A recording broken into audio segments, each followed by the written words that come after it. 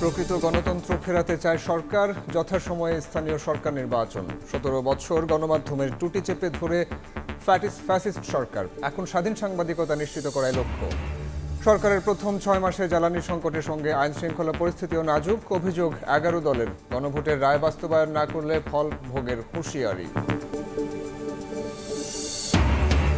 রোহিঙ্গাদের দখলে উখিয়া টেকনাফ, ৩৩টি ক্যাম্প ঘিরে বেড়েছে অপরাধ। নানামুখী সংকটে স্থানীয়রা, মিয়ানমারের টালবাহানায় কাটছে না প্রত্যাবাসন নিয়ে অনিশ্চয়তা। শর্ত পূরণ করে নিজ জেলায় বদলির সুযোগ। প্রথমবারের মতো বেসরকারি এমপিওভুক্ত শিক্ষকদের অনলাইনে আবেদন। সফটওয়্যার জটিলতায় চরম ভোগান্তি। এবং শাহজালালের কার্গো ভিলেজে অগ্নিকাণ্ডের ১০ মাসেও ক্ষতিপূরণ পাননি অনেক ব্যবসায়ী। ঝুঁকিপূর্ণ ভবনেই পণ্য খালাস, সুরক্ষা নিশ্চিত না হলে বড় দুর্ঘটনার শঙ্কা।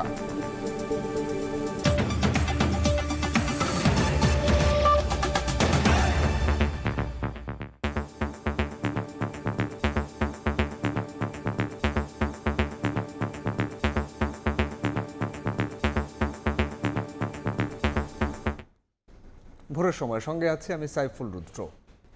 দেশে প্রকৃত গণতন্ত্র ফেরাতে কাজ করছে সরকার।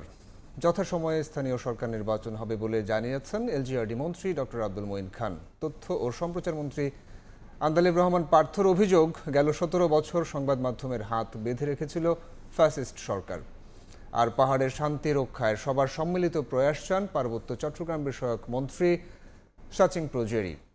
দায়িত্ব নেওয়ার পর সচিবালয়ে প্রথম কর্মদিবসে এসব কথা বলেন তারা। বিএনপি সরকার ক্ষমতা গ্রহণের ৬ মাসের মাথায় গেল শুক্রবার সম্প্রসারিত হয় মন্ত্রিসভা। ৪টি মন্ত্রণালয়ে নতুন পূর্ণমন্ত্রী আর পররাষ্ট্র এবং ধর্ম মন্ত্রণালয়ে দায়িত্ব দেওয়া হয় নতুন ২ প্রতিমন্ত্রীকে।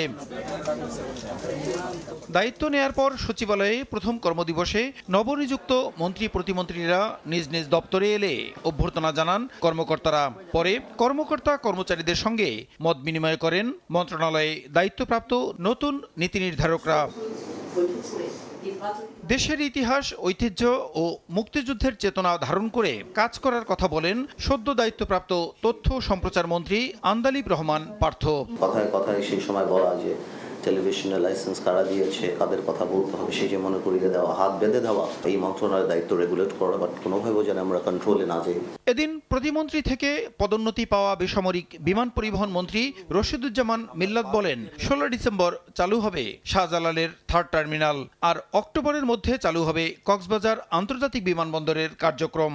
3rd টার্মিনাল যেটা আছে, আমরা ইনিশিয়ালি বলেছিলাম যে 16 ডিসেম্বরের মধ্যে সফট ওপেনিং হলো করব। চিন্তা করেছি যে অ্যাটলিস্ট পর্যায়ক্রমে 10টি বিমান আমরা লিজ করব। ডিসেম্বরের মধ্যে আমরা কন্ট্রাক্ট সাইন করতে চাই। কর্মকর্তাদের সঙ্গে মত বিনিময় করেছেন নবনিযুক্ত পার্বত্য চট্টগ্রাম বিষয়ক মন্ত্রী সাচিং প্রজেরি। তিনি বলেন, পাহাড়ে শান্তি সম্প্রীতি রক্ষায় সম্মিলিতভাবে কাজ করতে হবে। সম্প্রীতি, সংহতি, সুষম বন্টন এবং বৈষম্যমুক্ত পার্বত্য অঞ্চল হিসাবে গড়ে তোলার ব্যাপারে আমি প্রতিশ্রুতিবদ্ধ। এদিকে দপ্তর বদল হওয়া মন্ত্রী আফরোজা খানম জানান, সরকারি খাদ্য কর্মসূচির সুফল প্রকৃত উপকারভোগীদের কাছে পৌঁছে দেওয়ার কার্যক্রম নিশ্চিত করতে হবে সংশ্লিষ্টদের। মানুষ যাতে নিরাপদ খাদ্য পায় সেটার দিকেও আমরা সবাই লক্ষ্য রাখব। স্থানীয় সরকার বিভাগের কর্মকর্তাদের সঙ্গে মত বিনিময় করেন নতুন এলজিআরডি মন্ত্রী। তিনি জানান, যথাসময়ে স্থানীয় সরকারের প্রতিটি স্তরের নির্বাচন সম্পন্ন করা হবে। সংবিধানের নিয়মকানুন মেনে আমাদের সরকারের যে পলিসি রয়েছে সেই পলিসি অনুযায়ী প্রত্যেকটি স্তরের নির্বাচন হবে এবং সত্যিকার অর্থে জনগণের প্রতিনিধিরা সেই নির্বাচনে নির্বাচিত হোক, এটাই আমাদের। এছাড়া নতুন দায়িত্বপ্রাপ্ত ধর্ম প্রতিমন্ত্রী মোহাম্মদ শামীম কায়সারও অফিস করেছেন মন্ত্রণালয়ে। তিনি বলেন, সব ধর্মের অনুসারীরা যাতে নির্ভয়ে তাদের দাবি জানাতে পারেন সেই পরিবেশ নিশ্চিত করা হবে। প্রসূন আশিস, সময় সংবাদ, ঢাকা। বিএনপির বিভিন্ন অঙ্গ ও সহযোগী সংগঠনের মেয়াদোত্তীর্ণ কমিটি ভেঙে নতুন নেতৃত্ব আনা হবে বলে জানিয়েছেন দলের ভারপ্রাপ্ত মহাসচিব রুহুল কবির রিজভী। রোববার সকালে শহীদ রাষ্ট্রপতি জিয়াউর রহমান ও সাবেক প্রধানমন্ত্রী বেগম খালেদা জিয়ার সমাধিতে শ্রদ্ধা জানান রুহুল কবির রিজভী এবং প্রধানমন্ত্রীর রাজনৈতিক উপদেষ্টা জহিরুদ্দিন স্বপন। এ সময় ভারপ্রাপ্ত মহাসচিব দাবি করেন, মহেশখালীর এলএনজি টার্মিনাল মেরামতের পর গ্যাস সরবরাহ স্বাভাবিক হতে শুরু করেছে। রেজভি বলেন, চলমান জ্বালানি সংকটের জন্য বর্তমান সরকার দায়ী নয়।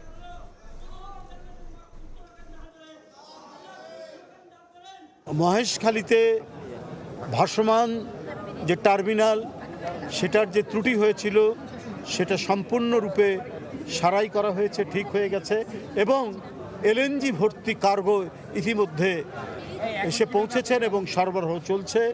আপনারা জানেন যে দেশের বিভিন্ন অঞ্চলে গ্যাসের যে চাপ কমে গিয়েছিল সেই চাপ আবার বৃদ্ধি পেয়েছে, লোডশেডিং অনেক কমে গেছে। সংগঠনের যে সমস্ত ত্রুটি বিচ্যুতি যেগুলো থাকবে, এই ক্ষেত্রে দলের চেয়ারম্যানের যে নির্দেশনা, আমরা সাংগঠনিক স্তরে তৃণমূল থেকে জাতীয় পর্যায় পর্যন্ত সেটি বাস্তবায়ন করব।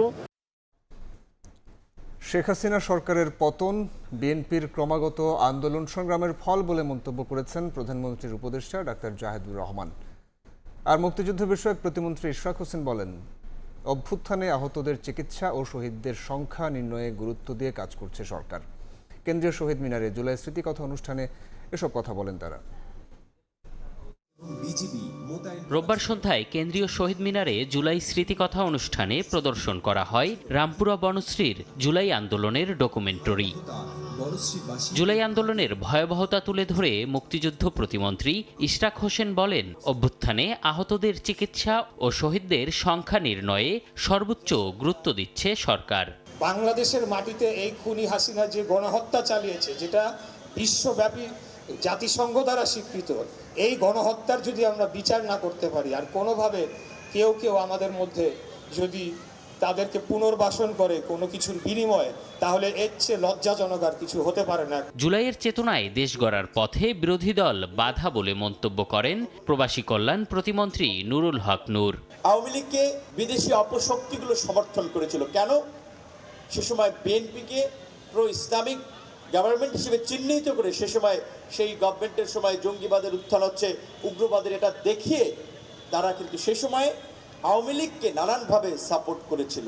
তো আজকে জামাতের এই উত্থান কিন্তু ভবিষ্যতে বাংলাদেশকে কিন্তু আবার আরেকটা সংকটের দিকে নিয়ে যেতে পারে। এদিকে প্রধান অতিথির বক্তব্যে প্রধানমন্ত্রীর উপদেষ্টা ডক্টর জাহেদুর রহমান বলেন, শেখ হাসিনার পতন এক মাসের আন্দোলন নয়, আওয়ামী লীগের অবৈধ সরকার ব্যবস্থার বিরুদ্ধে ক্রমাগত বিএনপির আন্দোলনের ফল। শেখ হাসিনা শেষ পর্যন্ত ক্ষমতায় টিকে থাকতে পারেনি, কারণ শেখ হাসিনাকে ওভার 15 ইয়ার্স বিএনপির মতো একটা দল ক্রমাগত চ্যালেঞ্জ করে গেছে, তার অবৈধ ক্ষমতাকে বাধা দিয়ে গেছে। সেই কারণে সে আস্তে আস্তে দুর্বল হতে হতে হতে হতে জুলাই এসে চরম আঘাতটা হয়েছিল। দেশ পুনর্গঠনে সবাইকে ঐক্যবদ্ধভাবে কাজ করতে আহ্বানও জানান জাহেদুর রহমান। এম এ আজিম, সময় সংবাদ, ঢাকা। প্রথম 180 দিনে সরকার ব্যর্থ হয়েছে দাবি করে 11 দলীয় ঐক্য বলছে, অব্যবস্থাপনার কারণে বেড়েছে জনদুর্ভোগ, গ্যাস বিদ্যুৎ সংকটের সঙ্গে আইন শৃঙ্খলা পরিস্থিতিও নাজুক। এ সময় গণভোটের রায় বাস্তবায়ন না করলে সরকারকে ফলভোগ করতে হবে বলে হুঁশিয়ারি দেন জোট নেতারা। গণভোটের রায় বাস্তবায়নে ঘোষিত কর্মসূচির প্রস্তুতি সহ দেশের সার্বিক পরিস্থিতি নিয়ে 11 দলের বৈঠক। রোববার সন্ধ্যায় বিরোধী দলীয় নেতা ও জামায়াতের আমির ডাক্তার শফিকুর রহমানের সরকারি বাসভবনে এই বৈঠকে যোগ দেন জোট নেতারা। বৈঠকে লং মার্চের সময়সূচিতে আনা হয় কিছু পরিবর্তন। ব্রিফিংয়ে নেতারা জানান, আগামী 5 September Chittagong, 19 September Rangpur, 31 October Khulna ও 21 নভেম্বর সিলেট অভিমুখে লং মার্চ করবে 11 দল। প্রথম দিন লং মার্চ শুরুর আগে ঢাকার মতিঝিলে শাপলা চত্বরে হবে সমাবেশ। সরকার যেন এদিক সেদিক উকিঝুঁকি না মেরে সংবিধান সংস্কার না করে সংবিধান সংশোধনের যে পদক্ষেপ ভুল পথে পা বাড়াচ্ছে, এটার যে পরিণতি ভালো হবে না, এটা আমরা ক্লিয়ার মেসেজ বিরোধী দল থেকে জানিয়ে দিচ্ছি, আগেও জানিয়েছি। বিরোধী দলীয় চিফ হুইপ ও এনসিপি আহ্বায়ক বলেন, 180 দিনে ব্যর্থ সরকার, তলানিতে ঠেকেছে জন আস্থা, বেড়েছে মানুষের দুর্ভোগ। সরকার অপরিকল্পিত এবং অব্যবস্থাপনার কারণে জনগণের ভোগান্তি ব্যাপকভাবে বেড়েছে এবং জন আস্থা, একটা সরকারের যে পাবলিক ট্রাস্ট প্রয়োজন, সেই জন আস্থা একেবারেই তলানিতে গিয়েছে। এই 6 মাসে আইন শৃঙ্খলার পরিবেশ বিপ্লব পরবর্তী পরিস্থিতির থেকেও ভয়ানক রূপ ধারণ করেছে। ঢাকাতেও লোডশেডিং হচ্ছে এবং লোডশেডিং দেশের ইতিহাসে সর্বোচ্চ পর্যায়ে পার হয়েছে। সরকার সেগুলো স্বীকার না করে বরং 180 দিনের একটা সাফল্য মণ্ডিত তারা দেখানোর চেষ্টা করছে, যেটা একেবারেই জনগণের সাথে প্রতারণা। এর আগে সকালে রাজধানীতে সেমিনারে জামায়াতের আমির বলেন, আওয়ামী লীগের পথই অনুসরণ করছে বিএনপি। এই রাস্তা ফেসিবাদের রাস্তা, এই রাস্তা আয়নাগরের রাস্তা, এই রাস্তা অসংখ্য মানুষকে বিনা বিচারে খুন করার রাস্তা, এই রাস্তা শাপলা চত্বরে আলিম উলামার উপর হায়নার মতো ঝাঁপিয়ে পড়ার রাস্তা। এই রাস্তা বাংলাদেশের মানুষ এই রাস্তায় কাউকে চলতে দেবে না। দেশে কোনো নব্য ফেসিবাদকে মেনে নেওয়া হবে না বলেও হুঁশিয়ারি দেন জামায়াত আমির।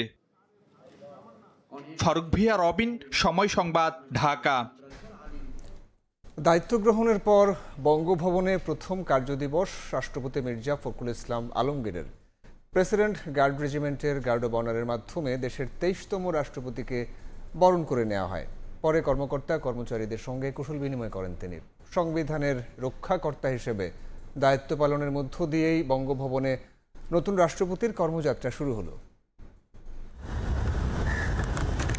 দায়িত্ব নেওয়ার পর বঙ্গভবনে প্রথম কার্যদিবসে রাষ্ট্রপতি মির্জা ফখরুল ইসলাম আলমগীর রোববার বেলা 11টায় বঙ্গভবনে পৌঁছালে অশ্বারোহীর একটি দল বরণ করে রাষ্ট্রপতিকে।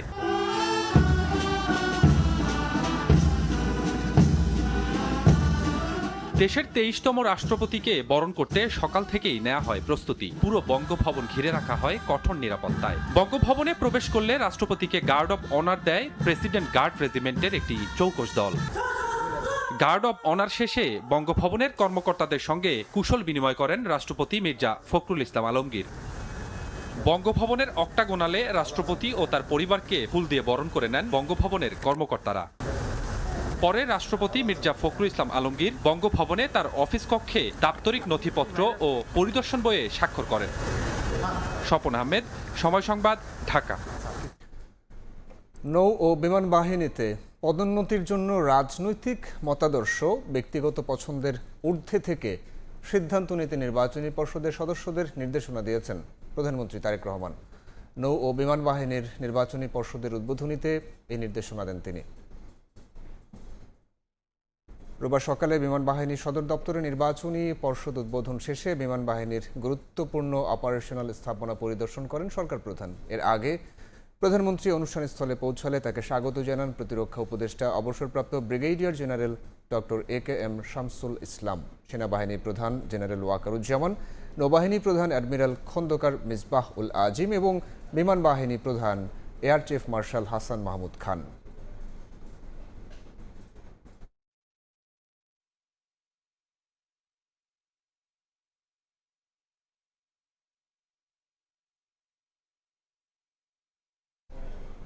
নৌবাহিনীর প্রধান vice admiral Khandakar Misbaul Azim admiral পদে পদোন্নতি পেয়েছেন।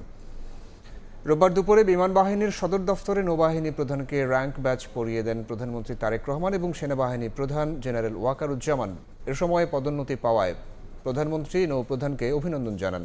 আন্তঃবাহিনী জনসংযোগ পরিদফতরের এক সংবাদ বিজ্ঞপ্তিতে সব তথ্য জানানো হয়। এর আগে 23 জুলাই খন্দকার মিসবাউল আজিম বাংলাদেশ নৌবাহিনীর 18তম প্রধান হিসেবে দায়িত্ব গ্রহণ করেন। মাঠ থেকে পালিয়ে কক্সবাজারে আশ্রয় নেয়া লাখ লাখ রোহিঙ্গার দেখতে দেখতে কেটে গেছে 9 বছর। উখিয়া টেকনাফের পাহাড় অরণ্য এখন 33টি ঘিঞ্জি ক্যাম্পে পরিণত হয়েছে। বদলে গেছে স্থানীয় মানুষের জীবনও, কিন্তু প্রত্যাবাসনের পথ এখনও অনিশ্চিত। মোহাম্মদ ফরাজের ক্যামেরায় আরও জানাচ্ছেন সুজাউদ্দিন রুবেল। কক্সবাজারের উখিয়া ও টেকনাফ গত 9 বছরে বদলে যাওয়া এক জনপদ। একসময় এসব জায়গা পাহাড় এবং অরণ্যে ঘেরা থাকলেও এখন বোঝার কোনো উপায় নেই। মিয়ানমার থেকে পালিয়ে আসা লাখ লাখ রোহিঙ্গাকে এসব জায়গায় আশ্রয় দেয় বাংলাদেশ। আমি এখন অবস্থান করছি উখিয়ার লম্বাসিয়া 1 নম্বর ক্যাম্পের কাঁটাতারের ভেতরে। চারপাশে যেসব টিলা দেখছেন, এখানে 4 থেকে 5 হাজার রোহিঙ্গার বসবাস, কিন্তু তার বিপরীতে স্থানীয় বাসিন্দার বাঙালি পরিবার রয়েছে মাত্র 5টি, যারা জন্ম থেকেই এখানে বসবাস করছে। কিন্তু এসব টিলায় আগে সামাজিক বনায়ন ও কৃষিকাজ হতো, কিন্তু রোহিঙ্গা আসার পর থেকে এসব জায়গা জমি ছেড়ে দিতে হয়েছে রোহিঙ্গাদের জন্য, যার কারণে নানা ধরনের আর্থিক সংকটে চরম ক্ষতির মুখে পড়েছে বাঙালি স্থানীয় পরিবারগুলো। পরিবেশগত বিপর্যয়, অর্থনীতি, নিরাপত্তা সমস্যা, নানা সমস্যার মাঝে আমরা সম্মুখীন হচ্ছি। রোহিঙ্গাদের আশ্রয় দিতে নিজের উঠানের জায়গা ছেড়ে দিয়েছিলেন স্থানীয় সালাহা বেগম। এখন তার বাড়ির চারপাশ ঘিরে গড়ে উঠেছে রোহিঙ্গা বসতি। তাই হয়ে 2 মাস হলে আর নিকা করি যাইব বলে হয়ে আর কি করছি উঠান গাড়ায় দোকান দি ফেলাই এখন তারা এখন 9 বছর চলত যাইবার কিছু নাই, এখন আরো অভাব হতে গিয়ে। রোহিঙ্গা আসার পর বদলে গেছে স্থানীয় শ্রমবাজারও। কম মজুরিতে কাজ করায় স্থানীয়দের কাজ পাওয়া কঠিন হচ্ছে, এমন অভিযোগ উঠেছে। ক্যাম্পে অপরাধমূলক কর্মকাণ্ডে অভিযোগও বাড়িয়েছে স্থানীয়দের উদ্বেগ। তবে সংকট শুধু স্থানীয়দের নয়, 33টি ক্যাম্পে 12 লাখের বেশি রোহিঙ্গার জীবনও দিন দিন কঠিন হচ্ছে। কমেছে আন্তর্জাতিক সহায়তা, বেড়েছে খাদ্য ও জীবিকার সংকট। দীর্ঘ 9 বছরের অনিশ্চিত ক্যাম্প জীবনে হতাশ রোহিঙ্গারা চান দ্রুত, নিরাপদ ও মর্যাদাপূর্ণ প্রত্যাবাসন। সমস্যা মানুষের 10 জন 11 জন 12 জন আছে ক্যাম্পন মাঝে আছে আর তো কোনো ভালো না লাগে আর বেশি কষ্ট আছি। আগে আর দিতে $12, এখন দিতে $7, তো এই না আর তো এখন নকুলার। রিফিউজি জিন্দিগি ওদিয়ান ইয়াত্তনারও বুড়া জিন্দিগি অসা জিন্দিগি দুনিয়ার মাঝে আর নাই। ইউএনএইচসিআরের মতে নাগরিকত্ব, নিরাপত্তা, মৌলিক সেবা ও জীবিকার নিশ্চয়তা ছাড়া প্রত্যাবাসন টেকসই হবে না। মিয়ানমারের সহিংসতা অব্যাহত থাকায় সেই পরিবেশ এখনও তৈরি হয়নি। আর শরণার্থী ত্রাণ ও প্রত্যাবাসন কমিশনের মতে ত্রাণের পাশাপাশি প্রয়োজন নিরাপদ ও মর্যাদাপূর্ণ প্রত্যাবাসনের সুস্পষ্ট পথরেখা। Healthcare, like education, it means being able to pursue livelihoods. It also means having a pathway to citizenship documentation. As long as those things are not in place, it is not possible for people to go back. স্টেটলেসনেস একটা মানুষকে অনেকটা নাই করে দেয় আর কি, মানে তার কোনো দেশ নেই, তার কোনো ভূমি নেই।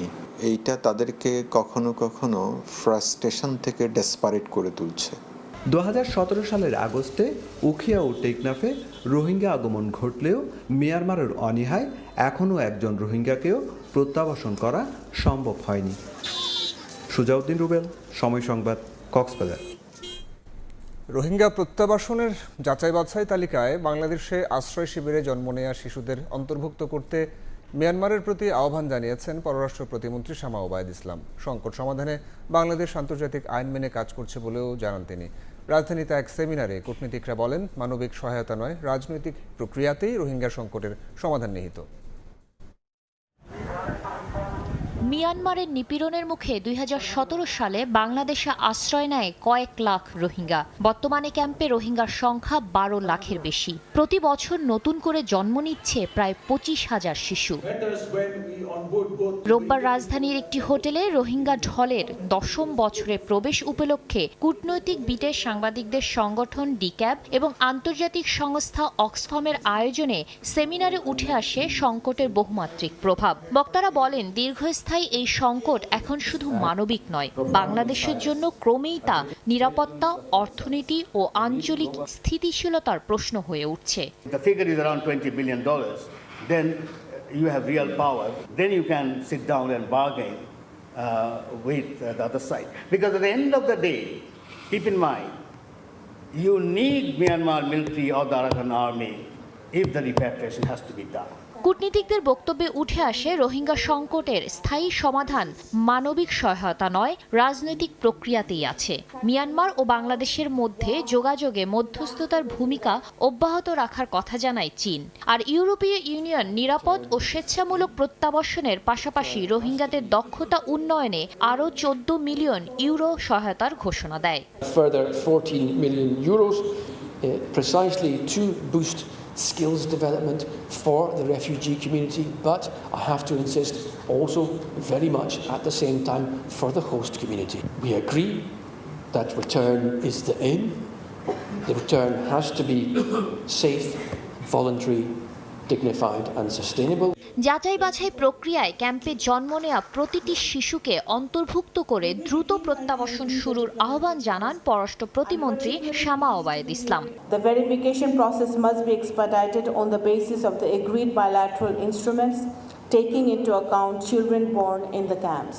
The commitment that the Chinese president made this time during our Honorable Prime Minister's visit will reflect in their actions also. দ্বিপাক্ষিক যোগাযোগের পাশাপাশি জাতিসংঘ আঞ্চলিক উদ্যোগ ও আন্তর্জাতিক অংশীদারদের সঙ্গে কাজ চালিয়ে যাওয়ার কথা জানিয়েছে Dhaka. The humanitarian situation remains extremely serious. Shatila Sharmin, সময় সংবাদ, ঢাকা। বাংলাদেশের ভূখণ্ডের সুরক্ষাকে সর্বোচ্চ গুরুত্ব দেবে সরকার। একই সঙ্গে মিয়ানমারের অভ্যন্তরীণ ইস্যুতে বাংলাদেশ হস্তক্ষেপ না করলেও রোহিঙ্গাদের মানবাধিকার রক্ষায় বাংলাদেশ সচেতন বলে জানিয়েছেন আইনমন্ত্রী আসাদুজ্জামান। রোববার সকালে জাতীয় প্রেস ক্লাবে রোহিঙ্গা সংকট, বর্তমান বাস্তবতা ও ভবিষ্যৎ করণীয় শীর্ষক আলোচনা সভায় কথা বলেন তিনি। আইনমন্ত্রী বলেন, রোহিঙ্গা সংকট মিয়ানমারের অভ্যন্তরীণ বিষয় হলেও সার্বজনীন মানবাধিকার লঙ্ঘিত হওয়ায় মানবিক মূল্যবোধ থেকেই রোহিঙ্গাদের পাশে দাঁড়িয়েছিল বাংলাদেশ। এ সময় আন্তর্জাতিকভাবে রোহিঙ্গা সংকট সমাধানে সরকার যে সিদ্ধান্ত নেবে তাতে জনগণের সমর্থন নিশ্চিত করতে জাতীয় ঐক্য গড়ে তোলার আহ্বানও জানান আইনমন্ত্রী।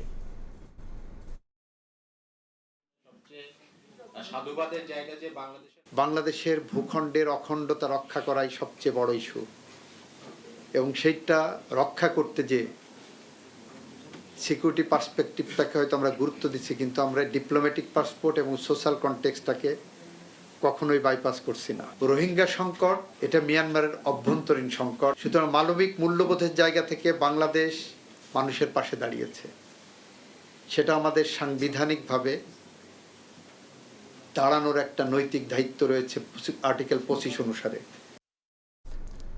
ঢাকায় একাধিক বিদেশি দূতাবাসে ইমেইলে হামলার হুমকির পর নড়েচড়ে বসেছে আইনশৃঙ্খলা বাহিনী।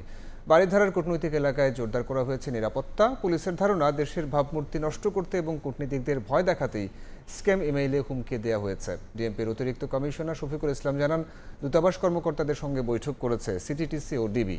নেওয়া হয়েছে প্রয়োজনীয় পদক্ষেপ।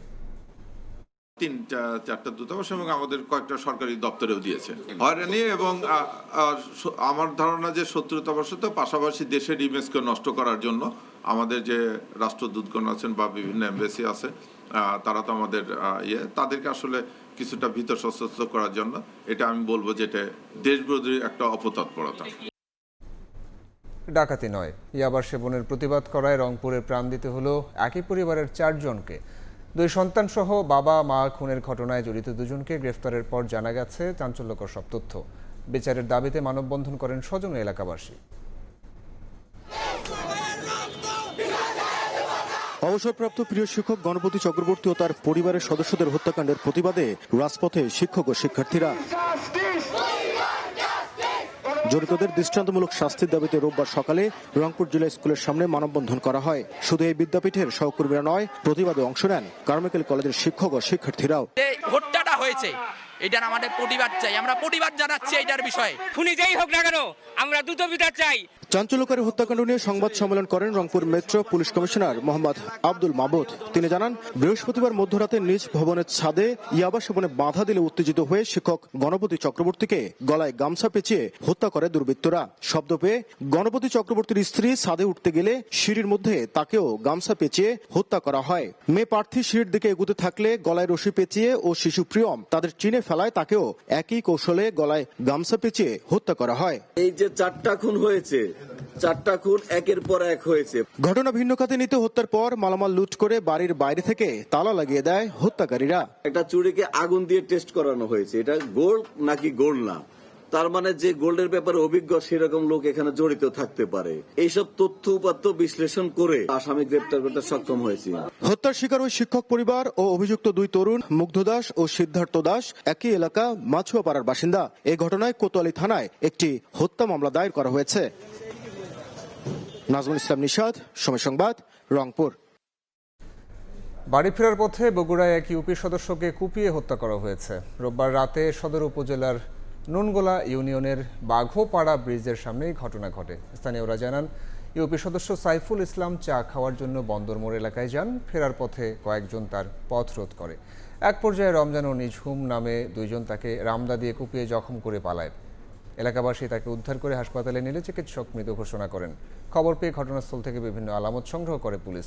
হত্যাকাণ্ডে জড়িতদের আটকে অভিযানে নেমেছে আইনশৃঙ্খলা বাহিনী।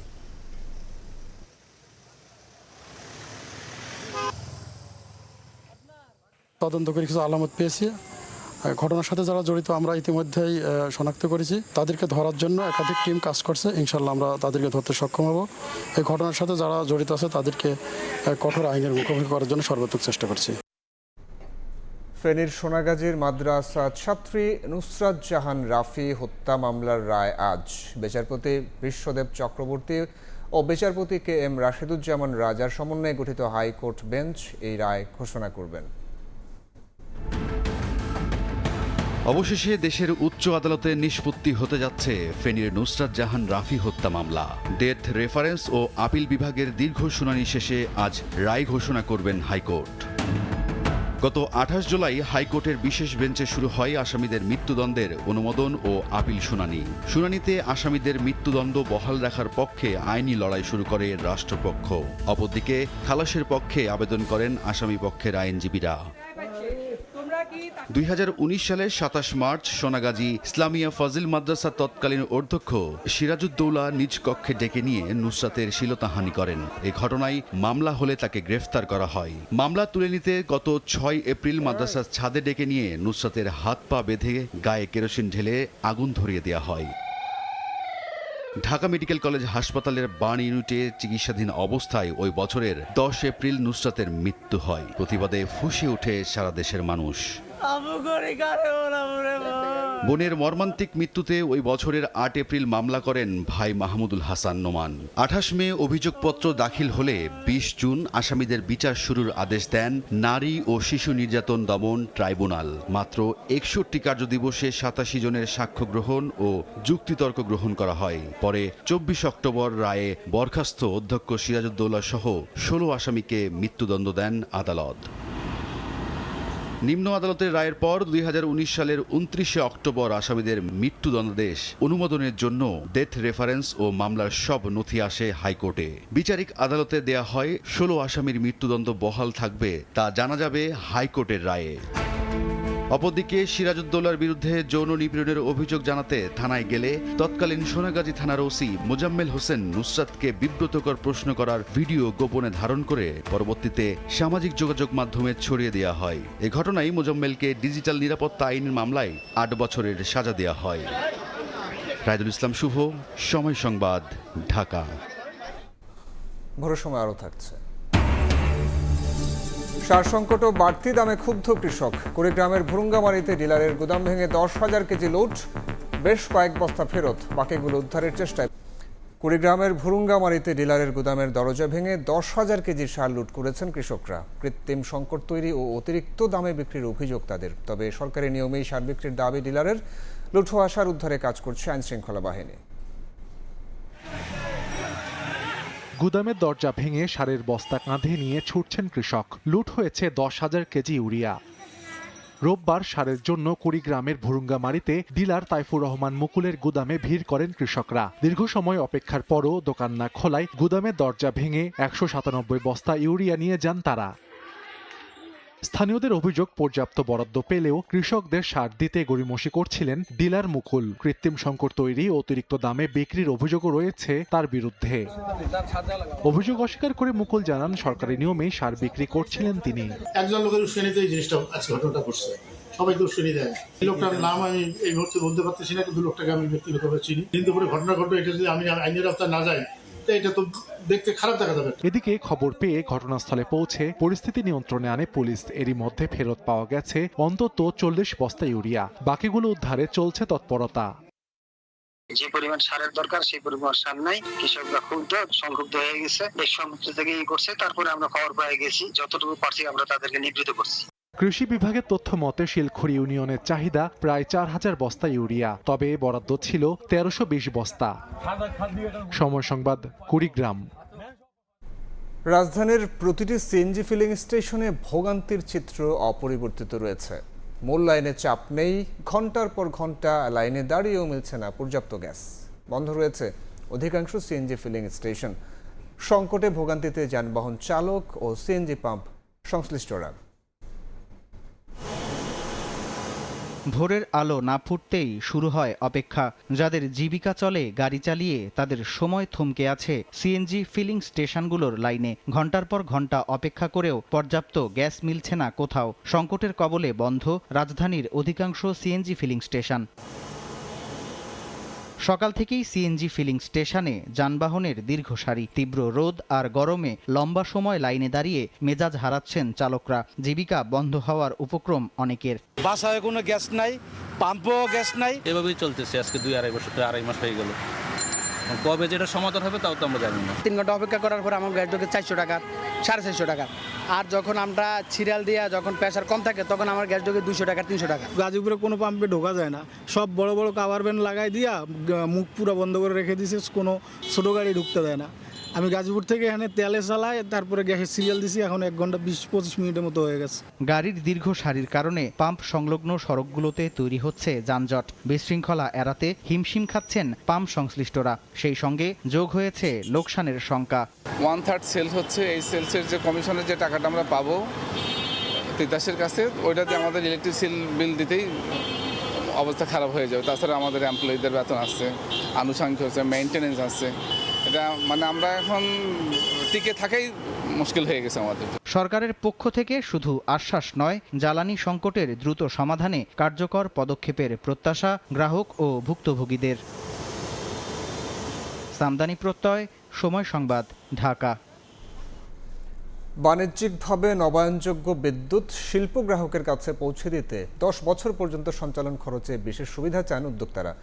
আর মূল্যহার যৌক্তিক ও প্রতিযোগিতামূলক রাখার দাবি জ্বালানি বিশেষজ্ঞ ও অংশীজনদের। রাজধানীর সেগুনবাগিচায় আন্তর্জাতিক মাতৃভাষা ইনস্টিটিউটে গণশুনানিতে এসব কথা বলেন তারা। এদিকে গণশুনানিতে দাম বাড়ানোর পায়তারা আখ্যা দিয়ে মানববন্ধন করেছে ক্যাব।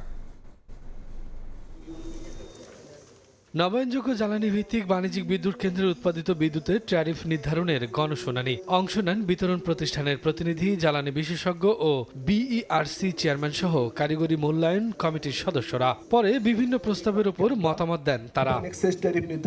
প্রস্তাব অনুযায়ী ওপেন অ্যাক্সেস সুবিধায় সরাসরি বাণিজ্যিক ও শিল্প গ্রাহকের কাছে বিদ্যুৎ বিক্রি করতে পারবে বেসরকারি বিদ্যুৎ কেন্দ্র। তবে সরকারি গ্রিড ব্যবহারে গুনতে হবে চার্জ। আরো বলা হয়, মার্চেন্ট প্ল্যান্ট থেকে মোট উৎপাদনের 20% বেশি বিদ্যুৎ কিনতে পারবে না সরকারি প্রতিষ্ঠান। অপারেশন প্রসিডিউর বিলিং এবং এগুলো সবগুলোকে নবায়নযোগ্য বিদ্যুতের মূল্যহার যৌক্তিক ও প্রতিযোগিতামূলক রাখার দাবি জানান জ্বালানি বিশেষজ্ঞ ও অংশীজনরা। বলেন, বিদ্যুৎ খাত বেসরকারীকরণ করা হলে আরো বিপদে পড়বে গ্রাহক ও সরকার। অবস্থাতেই খারাপ অবস্থায় নেই এবং আপনাদেরকে প্রাইভেটাইজেশন করার কোনো প্রশ্নই ওঠে না। প্রাইভেটাইজেশন করা হলে আমরা আরো বিপদে পড়ে যাব। বিইআরসি চেয়ারম্যান জালান আহমেদ বলেন, গণশুনানি শুধু দাম বৃদ্ধির জন্য নয়, উৎপাদন খরচ ইতিবাচক হলে দামও কমানো হতে পারে। যে প্রাইসিং শোনা যাচ্ছিল, এই প্রাইসে যদি উপর আসে এবং একই সঙ্গে যদি রিনিউয়েবল একটা সাইজেবল ভলিউম যদি আসে, সার্টেনলি টোটাল কস্ট কমে আসবে। টোটাল কস্ট যদি কমে আসে, আমার কস্টলি পাওয়ার প্ল্যান্ট যদি উৎপাদনে না থাকে এবং যদি রিটায়ারমেন্ট প্ল্যান ঠিকভাবে বাস্তবায়ন হয়, নিঃসন্দেহে কমে আসার কথা। এদিকে এই গণশুনানিকে দাম বাড়ানোর পায়তারা আখ্যা দিয়ে গণশুনানি অনুষ্ঠান স্থলের সামনে মানববন্ধন করেছে ক্যাব। বক্তারা বলেন, বিভিন্ন সময় সংকট তৈরি করে জনগণের পকেট কেটেছে লুটেরারা। একই পথে হাঁটছে বর্তমান সরকারও। বিভিন্ন লুটেরা ব্যবসায়ীরা জনগণের পকেট কাটে, একটা সংকট তৈরি করে দাম বাড়ায়। মাত্র কদিন আগে একটা নির্বাচিত সরকার তারা জনগণের পকেট কাটার সিদ্ধান্ত নেবে, এটা আমাদের ভাবতে আরো কষ্ট হচ্ছে। কিন্তু আমরা পরিষ্কার করে দেখছি এই সরকার সেই কাজটি করছে। এ সময় বিইআরসি আইনের কাঠামোগত সংস্কারের দাবি জানান বক্তারা। ইনডাইরেক্টলি দিস অর দ্যাট বিদ্যুতের দাম বাড়ানোর একটা প্রক্রিয়া। শফিকুজ্জামান রুবেল, সময় সংবাদ, ঢাকা। শাহজালাল বিমানবন্দরের কার্গো ভিলেজে অগ্নিকাণ্ডের ক্ষতিপূরণ পাননি বেশিরভাগ ব্যবসায়ী। উল্টো পুড়ে যাওয়া ভবনের নিচেই দেদারসে চলছে পণ্য খালাস। ফায়ার সার্ভিস কার্গো ভবনটিকে ঝুঁকিপূর্ণ বললেও ভ্রুক্ষেপ নেই কারো। এমনকি সুরক্ষা নিশ্চিতে কোনো চিঠিও দেয়নি বাংলাদেশ বিমান। বিশেষজ্ঞরা প্রশ্ন তুলেছেন, ক্ষতিগ্রস্ত ভবনে আবারও দুর্ঘটনা ঘটলে দায় নেবে কে? বিস্তারিত কাজল আবদুল্লাহর 2 পর্বের ধারাবাহিকের আজ থাকছে 2য় পর্ব। ক্যামেরায় ছিলেন মিজানুর রহমান মিন্টু। 2025 অক্টোবর ঢাকা বিমানবন্দরের ইতিহাসে সবচেয়ে ভয়াবহ অগ্নিকাণ্ডের ঘটনা। স্পর্শকাতর এলাকায় এমন ধ্বংসলীলায় স্তম্ভিত হয় দেশবাসী।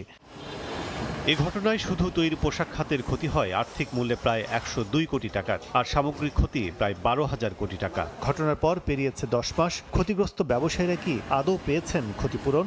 কিছু কোম্পানি হয়তো ইন্স্যুরেন্স ক্লেম পেতে পারে, বা ম্যাক্সিমামই এগুলো পাওয়া যায় না আসলে, কারণ ছোট ছোট বিষয় তো এখানে দেখা যায় $5,000, $10,000, $20,000 ইস্যু থাকে, যেগুলো শুধু আর্জেন্ট পণ্য। তো এই ছোটো ফিগার নিয়ে ইন্স্যুরেন্স ক্লেম করে তার পিছিয়ে ঘোরার থেকে অনেকে এটা করেও না। এবার আসা যাক আমদানি কার্গো ভিলেজের বর্তমান দৃশ্যপটে। এখনো দেয়ালে আগুনের কালো দাগ, পুড়ে যাওয়া ছাদ, ক্ষতিগ্রস্ত নানা উপকরণ দৃশ্যমান, অথচ সেই জায়গারই কিছু অংশ রং করে চলছে সব ধরনের কর্মযোগ্য। 18 অক্টোবরে ভয়াবহ অগ্নিকাণ্ডে কার্গো ওয়্যারহাউস পুড়ে ছাই হয়ে গেছে। 10 মাস অতিবাহিত হয়েছে, অদ্য পর্যন্ত এই কার্গো ব্যবস্থাপনার কোনো আমরা ভালো কিছু দেখতে পাচ্ছি না। এদিকে গ্রাউন্ড হ্যান্ডলিং পরিচালনায় থাকা বাংলাদেশ বিমান জানিয়েছে, নিরাপদ কার্গো কমপ্লেক্সের জন্য চিঠি দেওয়া হয়েছে বেসামরিক বিমান চলাচল কর্তৃপক্ষকে। বর্তমান অবকাঠামো কতটুকু নিরাপদ জানতে চাইলে পুরো বিমানবন্দরের নিরাপত্তা অবকাঠামো, অগ্নি নিরাপত্তা ও পরিচালনার দায়িত্বে থাকা সিভিল এভিয়েশনের পর্ষদ সদস্য কেউই কথা বলেননি। আমাদের বি সেকশনে যে চালু আছে, এখানে নিরাপত্তা সঠিকভাবে রয়েছে। ফায়ার সেফটি প্ল্যান এটাও আমাদের অ্যাপ্রুভালের জন্য অপেক্ষায় আছে। ভবনটিতে অনুমোদিত ফায়ার সেফটি না থাকায় কার্যক্রম পরিচালনা ঝুঁকিপূর্ণ বলছে ফায়ার সার্ভিস। আবারও কোনো অঘটনের দায় বর্তাবে বেবিচকের ওপরই। এই বিল্ডিংটা তো একসময় করা হয়েছিল, এটা একটা কার্গো স্টোরেজ ফ্যাসিলিটি, এইটা তো কার্গো ভিলেজ হিসেবে মানে গণ্য করা যায় না এটা, এবং কার্গো ভিলেজের যে ক্যারেক্টারিস্টিক্স থাকে সেই ক্যারেক্টারিস্টিক্সের কোনো কিছুই এখানে নাই, এটা একটা কার্গো গোডাউন হিসেবে করা হয়েছিল। যতক্ষণ না তারা ফুল ফ্লেজেড আপনার কার্গো কমপ্লেক্স তৈরি করছে ততক্ষণ কিন্তু ঝুঁকি থেকেই যায়। সাময়িক সুবিধা পেতে নিরাপত্তায় আপোষ করলে দীর্ঘমেয়াদে আরও বড় ক্ষতির ঝুঁকি তৈরি হয়, সতর্কবার্তা অংশীজনদের। স্বল্প পরিসরে হলেও এই পোড়া কার্গো ভবনের নিচেই প্রতিদিন আনাগোনা শত শত মানুষের। চলছে ব্যাংকিং, কাস্টমস এবং পণ্য খালাসের মতো কার্যক্রম। সংশ্লিষ্টরা মনে করেন পরবর্তীতে যে কোনো ঘটনায় প্রাণহানির মতো ঘটনা, পাশাপাশি প্রশ্নবিদ্ধ হতে পারে বাংলাদেশের এয়ার কার্গো ব্যবস্থাপনা নিয়ে। শাহজালাল বিমানবন্দর থেকে কাজল আব্দুল্লাহ, সময় সংবাদ, ঢাকা। 5.5 মাস পর দুদকে দায়িত্ব নিয়ে প্রথম মামলা করেছে নতুন কমিশন। প্রায় 2 কোটি টাকা আত্মসাতের অভিযোগে আসামি করা হয়েছে পদ্মা ব্যাংকের সাবেক এমডি আব্দুল মোতালেব পাটোয়ারি সহ 10 জনকে। এদিকে অবৈধ সম্পদ অর্জনের অভিযোগে সাংবাদিক দম্পতি সাগর, শাকিল রূপার সম্পদ বিবরণীর নোটিশ কারাগারে পাঠাবে সংস্থাটি। গত 19 আগস্ট দুর্নীতি দমন কমিশনের চেয়ারম্যান একে মাসুদুজ্জামানের নেতৃত্বে নতুন কমিশন দায়িত্ব গ্রহণ করে। কার্যক্রম শুরুর প্রথমেই পদ্মা ব্যাংক ঋণ জালিয়াতির ঘটনায় দিয়েছে মামলার অনুমোদন। অভিযোগ করা হয় ভুয়া কাগজপত্র তৈরি করে প্রায় 2 কোটি টাকা আত্মসাৎ করেছেন এমএইচ এন্টারপ্রাইজের কর্ণধার মমিনুর রহমান। এ ঘটনায় সহযোগিতার অভিযোগে পদ্মা ব্যাংকের সাবেক এমডি আব্দুল মোতালেব পাটোয়ারি সহ আরও 9 জনকে আসামি করা হয়েছে। কাগজপত্র সৃজন করে ব্যাংক কর্মকর্তারা পরস্পর যোগসাজশে 1,95,00,000 টাকা ঋণ তুলে আত্মসাৎ করেছে, এই অভিযোগ ছিল মূলত মমিনুর রহমানের। অনুসন্ধানকারী কর্মকর্তা এই অভিযোগকারী মমিনুর রহমান এবং যে সকল ব্যাংক কর্মকর্তা জড়িত তাদের সবার বিরুদ্ধেই মামলা দায়েরের অনুমোদন দিয়েছে কমিশন। এদিকে 71 টেলিভিশনের সাবেক বার্তা প্রধান শাকিল আহমেদ ও সাবেক বিশেষ প্রতিনিধি ফারজানা রূপার বিরুদ্ধে অবৈধ সম্পদ অর্জনের অভিযোগে সম্পদ বিবরণী দাখিলের নোটিশ জারি করেছে দুদক। তাদের দুজনের বিরুদ্ধে সম্পদ বিবরণী দাখিলের নোটিশ জারি করা হয়েছে এবং সংশ্লিষ্ট জেল সুপারের মাধ্যমে তাদের সম্পদ বিবরণী দাখিলের নোটিশ জারি করা হয়েছে। ভিন্ন মামলায় এই দম্পতি গ্রেফতার থাকায় সংশ্লিষ্ট জেল সুপারের মাধ্যমে কারাগারে পাঠানো হবে এ নোটিশ। তাসলিম তৌহিদ, সময় সংবাদ, ঢাকা। প্রথমবারের মতো বেসরকারি এমপিওভুক্ত শিক্ষকদের অনলাইনে বদলি আবেদন চলছে। নিজ জেলায় শর্ত সাপেক্ষে বদলি হতে পারবেন শিক্ষকরা, তবে সফটওয়্যার জটিলতায় নানা ভোগান্তিতে পড়তে হচ্ছে তাদের। মাধ্যমিক ও উচ্চ মাধ্যমিক অধিদপ্তর বলছে এসব জটিলতা নিরসনে কাজ চলছে। নূরে আলম পিন্টু রিপোর্ট। বেসরকারি এমপিওভুক্ত স্কুল, কলেজ, মাদ্রাসায় শিক্ষকদের বদলির আবেদন শুরু হয়েছে গত 21 আগস্ট। চলতি সপ্তাহ জুড়ে অনলাইনে পুরো আবেদন প্রক্রিয়া চলবে। বেশ কয়েকটি শর্তে শিক্ষকরা আবেদন করতে পারছেন। আবেদনকারী সর্বোচ্চ 3টি শিক্ষা প্রতিষ্ঠানে আবেদনের সুযোগ পাবেন। চাকরির আবেদনে দেয়া নিজ জেলায় বদলির জন্য আবেদন করতে পারবেন। নিজ জেলায় পদ শূন্য না থাকলে নিজ বিভাগের যে কোনো জেলায় শূন্য পদের বিপরীতে বদলি আবেদন। আবেদনকারী শিক্ষক বা স্বামী স্ত্রীর নিজ জেলা বা কর্মস্থলের জেলায় আবেদন করতে পারবেন। চাকরিতে যোগদানের 2 বছর হলে আবেদনের যোগ্য হবেন। বদলি হয়ে কর্মস্থলে ন্যূনতম 2 বছর কাজ করতে হবে। কারো বিরুদ্ধে সাময়িক বরখাস্ত বা ফৌজদারি মামলা থাকলে সে বদলি আবেদন করতে পারবেন না। এখানে ম্যানুয়াল কোনো সিস্টেম থাকবে না। এখানে কাউকে ফেভার করার সুযোগ থাকবে না। কারো ইচ্ছা মতো ম্যানুয়ালি বদলি করার সুযোগ না থাকার কারণে টোটালি যেটি স্বচ্ছ, তার প্রাপ্যতা ভিত্তিক, সেভাবেই বদলিটি একটি বাটন ক্লিকের মাধ্যমে সারা দেশে একযোগে হয়ে যাবে। বদলি প্রক্রিয়াকে স্বাগত জানাচ্ছেন শিক্ষকরা। তবে সফটওয়্যারে আবেদন করতে সমস্যায় পড়তে হচ্ছে তাদের। সমপদ বা সময় স্কেলে বদলিতে সমস্যা হচ্ছে। এখন চাইলে জনস্বার্থে একটা পয়েন্ট আমাদের বদলিতে আছে, যদি কোনো শিক্ষক কোনো জায়গায় নির্যাতনের শিকার হয়, সেই জায়গাটাকে ফোকাস করে সংশ্লিষ্ট অধিদপ্তর ওই শিক্ষককে বদলি করে জনস্বার্থে যে অন্য একটা জায়গায় দিয়ে শিক্ষককে নিরাপত্তা দিতে পারবে। সেই সঙ্গে স্বামী স্ত্রীর কর্মস্থলে জেলা দেয়া থাকলেও সেখানে আবেদন করা যাচ্ছে না। প্রতিষ্ঠানের শূন্য পদ থাকলেও সফটওয়্যারের ত্রুটির কারণে এসব পদ খালি দেখাচ্ছে না বলে অভিযোগ পাওয়া গেছে। পাসওয়ার্ড আইডি যে জটিলতা, সকল কিছু ঠিক থাকা সত্ত্বেও ইনভ্যালিড পাসওয়ার্ড আসছে, এটা তো শিক্ষকদের ভুল না, ভুল হচ্ছে আপনার যারা সংশ্লিষ্ট কর্মকর্তা, এদের ভুল। সারা দেশে এমপিওভুক্ত 5.5 লাখের বেশি শিক্ষক আছেন। এবারই প্রথমবার শিক্ষকরা বদলির সুযোগ পাচ্ছেন। শিক্ষা সংশ্লিষ্টরা বলছেন, বেসরকারি শিক্ষকদের যে বদলি প্রথা চালু হয়েছে সেটি সঠিকভাবে নিয়ন্ত্রণ করতে পারলে এর থেকে সুফল মিলবে।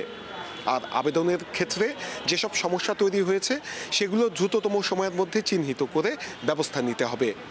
নূরে আলম, সময় সংবাদ, ঢাকা। শিক্ষার মানোন্নয়ন ও দক্ষ মানব সম্পদ তৈরিতে বিশ্ববিদ্যালয়ে কারিগরি ট্রেনিং সেন্টার ও ভাষা শিক্ষার সুযোগ তৈরির তাগিদ দিয়েছেন শিক্ষামন্ত্রী।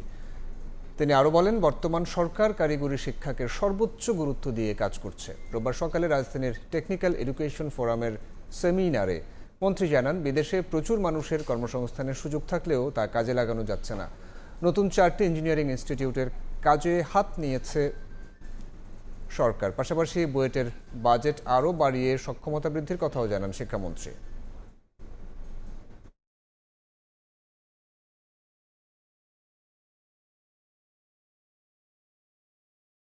চায়না হিউজ অপরচুনিটি রয়েছে, ল্যাঙ্গুয়েজ জানি না, কাজ জানি না। জাপান বসে আছে টেকনিক্যাল এডুকেশনে নেওয়ার জন্য, আমরা তাদের ল্যাঙ্গুয়েজ দিতে পারি না, আমরা তাদের কাজ দিতে পারি না। So this is the huge opportunity. এই অপরচুনিটি নিয়ে আমাদের কাজ করতে হবে। কোনো শিশুই যেন শিক্ষার আলো থেকে বঞ্চিত না হয় এবং সরকারি প্রাথমিক বিদ্যালয়ে মানসম্মত শিক্ষা নিশ্চিতের লক্ষ্য নিয়ে কাজ করছে সরকার, একথা বলেছেন প্রাথমিক ও গণশিক্ষা প্রতিমন্ত্রী ববি হাজ্জাজ। রোববার বরিশালে প্রাথমিক শিক্ষা রূপান্তর ও কর্মপরিকল্পনা বিষয়ক কর্মশালা শেষে একথা বলেন তিনি। কোনো পাঠদানের বয়সী শিশু যেন শ্রেণীকক্ষের বাইরে না থাকে, no child out of school. আর দ্বিতীয় লক্ষ্য হলো প্রত্যেকটি শিক্ষার্থী যেন সঠিকভাবে শ্রেণীকক্ষে শিক্ষা লাভ করেন, এভরি চাইল্ড লার্নস। এই দুটো গোল অ্যাচিভ করবার জন্য আমাদের এখন সকল প্রচেষ্টা। পার্বত্য চট্টগ্রামের সব জাতিগোষ্ঠী মিলে একটি রংধনু জাতি গঠনের পাশাপাশি পার্বত্য অঞ্চলকে সমৃদ্ধ করা হবে বলে জানিয়েছেন পার্বত্য চট্টগ্রাম বিষয়ক প্রতিমন্ত্রী মীর মোহাম্মদ হেলাল উদ্দিন। রোববার দুপুরে পার্বত্য চট্টগ্রাম উন্নয়ন বোর্ডের উদ্যোগে তথ্য প্রযুক্তি বিষয়ক অনুষ্ঠানে কথা বলেন তিনি। 3 পার্বত্য জেলায় আমাদের যতগুলো সম্প্রদায়ের মানুষ বসবাস করছে, তারা যেন এই সুন্দর প্রতিটি সম্প্রদায় একত্রিত হয়ে রংধনুর মতো একটি সুন্দর জাতি গঠন করে নিজেদেরকে, নিজেদের এলাকাকে, অর্থাৎ এই পার্বত্য চট্টগ্রামকে যেন আরো অনেক উন্নত করতে পারে। ভোরের সময় এই ছিল আমার কাছে। পরবর্তী সংবাদগুলো জানাতে যুক্ত হবেন সহকর্মী মালিহা সুরওয়ার্দী। রুদ্র, আপনাকে ধন্যবাদ। পরবর্তী সংবাদগুলো জানাবো আমি মালিহা সুহরওয়ার্দী। দেখছেন ভোরের সময়, সঙ্গেই থাকুন। সময় বঙ্গোপসাগর ইজারার নামে লাখ লাখ টাকার বাণিজ্য। বন বিভাগের অনুমতির আড়ালে প্রভাবশালীদের নিয়ন্ত্রণে উপকূলের চর, খাল, নদী ও সাগরের মোহনা। মাছ ধরতে হলে জেলেদের গুনতে হচ্ছে লাখ লাখ টাকা। বন কর্মকর্তা ও স্থানীয় প্রভাবশালীদের যোগসাজশে গড়ে ওঠা এই সিন্ডিকেটের কাছে জিম্মি সাধারণ জেলেরা। টাকা দিতে না পেরে মাছ ধরা ছেড়ে পেশা বদলাচ্ছেন অনেকে। তবে রাজস্ব আদায়ের বিনিময়ে সমুদ্রে মাছ ধরার অনুমতি দেওয়ার ক্ষমতা রয়েছে দাবি অভিযুক্ত বন কর্মকর্তার। জেলা প্রশাসন বলছে সমুদ্র, নদী কিংবা খাল ইজারা দেওয়ার ক্ষমতা কারও নেই। শিকদার জাবির হোসেনের প্রতিবেদন, ক্যামেরায় ছিলেন তৌকিব পেদা। প্রায় অর্ধ কোটি টাকা হাতিয়ে নিয়ে চলে আসে। এটা মিথ্যা কথা। যদি আমি টাকা না দিই তাইলে বলে গাছ কাটা মামলা দিবে। তার পরিণামে জাল নৌকা শুদ্ধ মনে করেন গায়েব হয়ে দিবে, নিজেও গায়েব হয়ে দিতে পারে।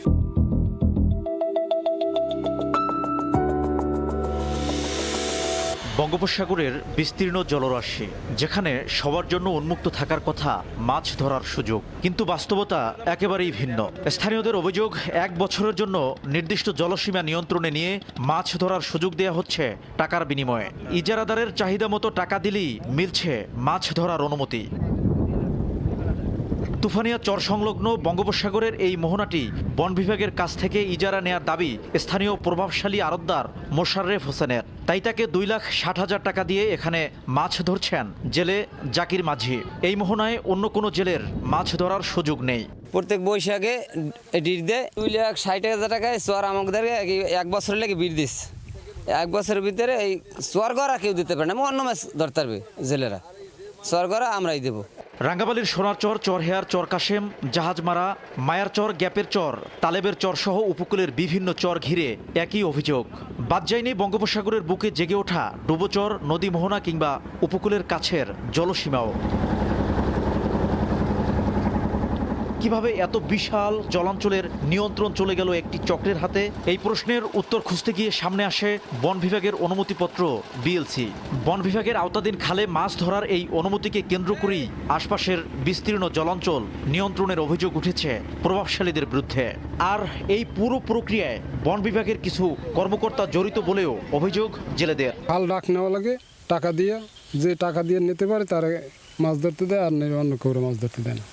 কারে টাকা দেওয়া লাগে, আর টাকা না দিলে কি হয়? বিটো বিচার সরকারিভাবে বেলসি ও সিরিয়া কাটতে দেয়, ফরেস্টাররা কাটতে দেয়, যেমন নেতা করে, স্থানীয় নেতা করে। নেতার কাছ থেকে আমরা আর কি টাকা দিয়ে কিনে এবার ভাই। উপকূলের সংরক্ষিত বনের মধ্যে এমন ছোট ছোট শত শত খাল রয়েছে। এই খালগুলোতে চাইলেই কোনো জেলে মাছ শিকার করতে পারেন না। মাছ শিকারের জন্য বন বিভাগের কর্মকর্তা এবং প্রভাবশালীদের নির্ধারিত টাকা পরিশোধ করেই নির্দিষ্ট কিছু লোক মাছ শিকার করতে পারেন। সম্প্রতি মাছ ধরার অনুমতি দেওয়ার কথা বলে শতাধিক জেলের কাছ থেকে প্রায় অর্ধ কোটি টাকা হাতিয়ে নেওয়ার অভিযোগ উঠে বন বিভাগের মৌডুবি বিট কর্মকর্তা শোয়েব খানের বিরুদ্ধে। অভিযোগের পর তার বদলি হলে টাকা ফেরত ও বিচারের দাবিতে মানববন্ধন করেন ভুক্তভোগীরা। তাকে টাকা না দিয়ে কেউ ওখানে মাছ শিকার করতে পারে না। সে মামলা করে, মামলার ভয়ভীতি দেখায় এবং মোটা অঙ্কের টাকা সে হাতিয়ে নেয় তাদের কাছ থেকে, জেলেদের কাছ থেকে, আমাদের কাছ থেকে। তুফাইনা চর দেবে গইয়া 1.5 লক্ষ টাকা নিস। এই 1.5 লক্ষ টাকা যদি মনে করেন আমরা টাকা না দিই তাহলে আমাদের মাছ ধরতে দেবে না। যদি টাকা না দিয়ে ওই বনে ঢোকে তাহলে সে মামলার হুমকি দেয়। আর আমরা সাধারণ মানুষ ভয়তে কি করব? আপনি ওখানে সমুদ্র ইজারা দিয়েছেন। অভিযোগের বিষয়ে বক্তব্য নিতে গেলে সময় সংবাদের ক্যামেরা দেখে পালানোর চেষ্টা করেন অভিযুক্ত বন কর্মকর্তা। এ সময় তার পিছু নেয় সময় সংবাদ।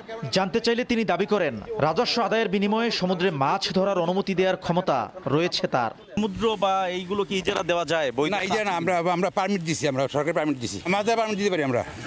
এটা কি আপনি আবেদন আমি জানি চর আছে, এক একটা চর বা একটা খাল এখন এটা দীর্ঘদিন ধরে চলে আসছে। 24টা বিএলসি দিয়েছেন, তার মানে এই বনে 24 জন মানুষ মাছ ধরতে পারবে।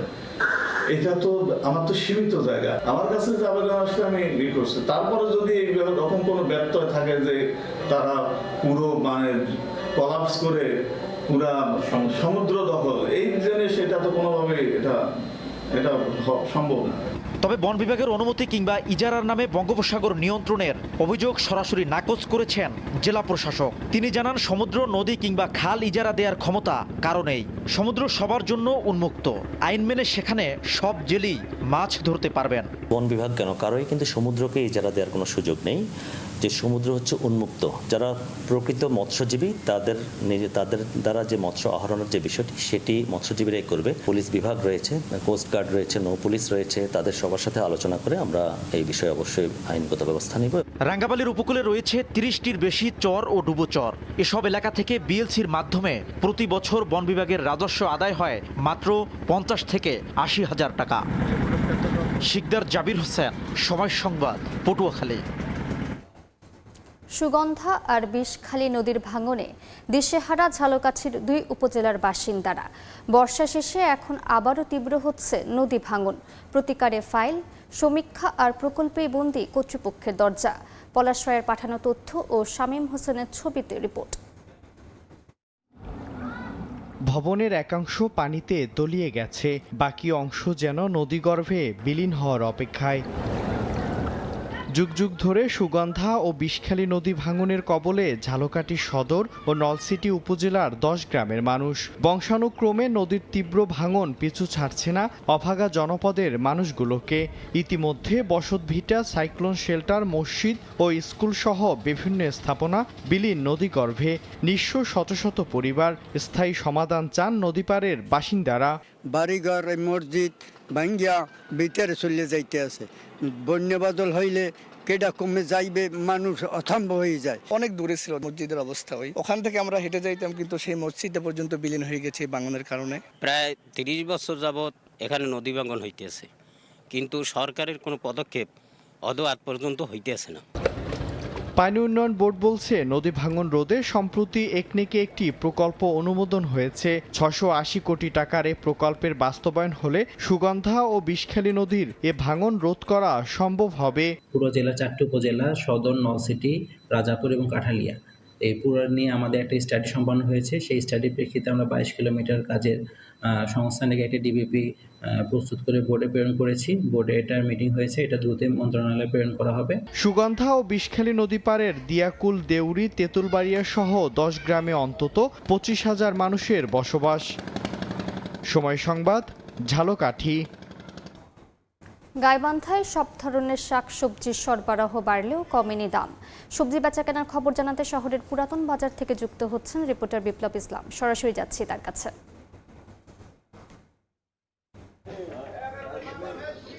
গাইবান্ধা জেলার কিন্তু যে উৎপাদিত কৃষি পণ্য, সেই শাকসবজি নিয়ে কিন্তু সকাল থেকেই এই পুরাতন বাজার হাটে আসেন চাষিরা এবং জেলার বিভিন্ন এলাকার যে কাঁচা বাজারের ব্যবসায়ীরা, তারা কিন্তু এখানে পণ্য কিনতে আসেন।